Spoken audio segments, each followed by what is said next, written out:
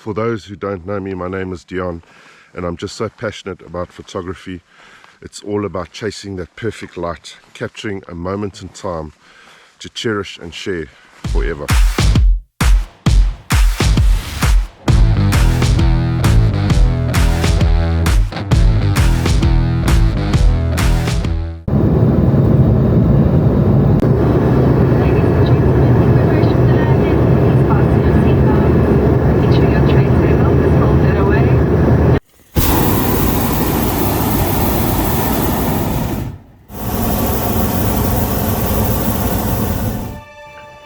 Africa will always call you back home to visit its beautiful land, its wild animals, breathtaking landscape, and its friendly people. It's such a special place that I traveled halfway across the world from New Zealand to put my new photographic skills to test, to try and share the beauty of this land with you. Right, we have a raw image captured of a yellow-billed stork on the Chobe River in Botswana, Africa, and we've brought it into Adobe Lightroom Classic by going File, Import Photos and Videos, select your file, hit Import, and then you move over to the Development section over here. Next thing we're going to do to this image is crop it. And we're doing quite a tight crop. I'm going to do a portrait of this crop. We want to try and keep in some of those beautiful reflections on the water. So we're going to bring it down a bit at the top there and bring it in, let's say about there. And then you hit the edit function like that. The next thing I generally do is denoise the image. That's the beauty of using raw images. You can go down to the detail section over here and just hit denoise, and AI will denoise your image for you. Alright, denoising's been done. You've got a preview window here. You can actually look at, this is after denoising has been done and before. After, before. The next thing I like to do is go back up to the edit function over here in the basic mode. Basic mode was we're making adjustments to the entire image, so that's global adjustments. There was a beautiful afternoon winter glows over the Chobe River, and I just want to enhance that by bringing up the temperature ever so slightly to about, I'd say there. Bringing up the vibrance as well to close to about 30, and the saturation easy on about 5. I'm going to bring up the clarity to about 20 and leave the texture and dehazing for now.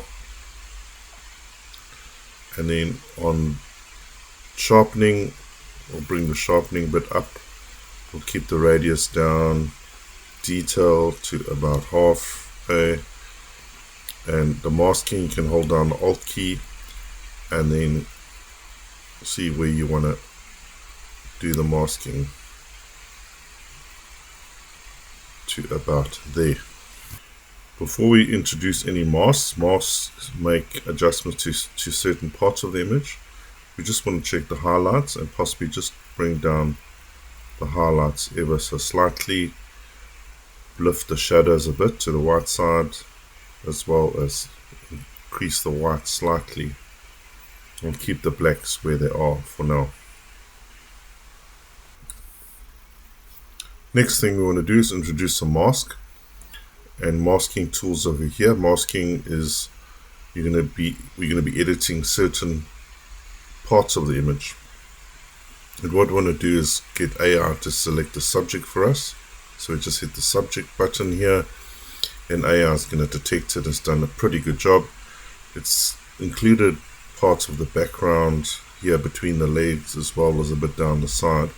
We'll just tidy that up a bit, and we can use subtract tool by using a brush, and we're just going to brush away sections we don't want, use the middle wheel on your mouse to make your brush smaller or bigger, larger, and just gonna tidy that up a little bit over there like that. Now that we've got the actual subject selected, what I'd like to do, increase the saturation, reduce the highlights a bit, lift the shadows a bit, just go easy on the whites, rather keep them neutral, and we want to bring up the clarity to about 19-20, bring in a bit of texture to about 2 or 3. Let's just zoom in and have a look. It looks pretty sharp, and I'm happy with that. As you can see, none of the whites are totally blown out. There's still a lot of detail and texture and tonal range within the whites, the greys, the light yellows and light pinks, so pretty happy with that at this stage. Right, now we want to adjust the background, so we're going to create a new mask and we select background. Our AI is going to detect the background first, done a pretty good job.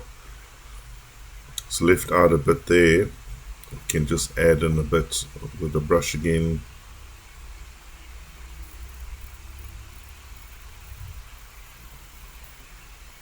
And a bit down the side here. Alright, now what we want to do with the background, I generally like to darken my backgrounds.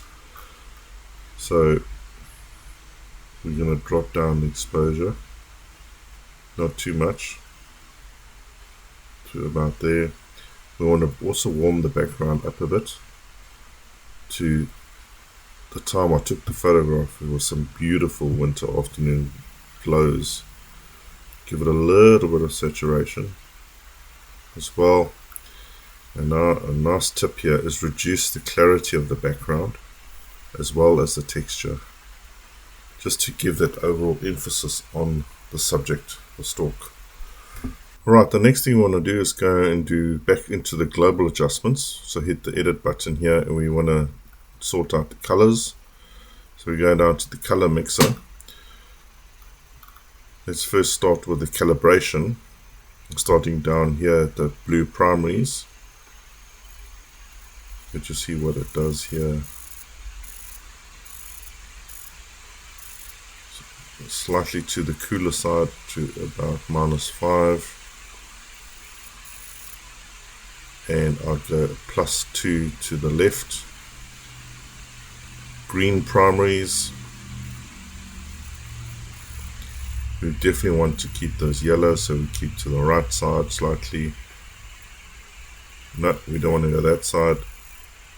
We want to go slightly to the pinkish side, so just gentle adjustments to about there. +5, +5. Saturation on the red primaries. We definitely want to bring those reds out to about +2.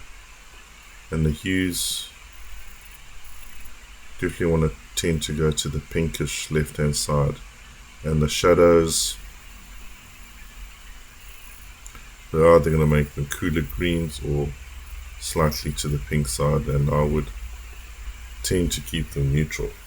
Alright, moving up to the color mixer, we start off here, the color mixer here. We're going to start off with the hues, and we start off with the reds, and we really want to bring out those reds on the face and on the legs, so not too much, to about there.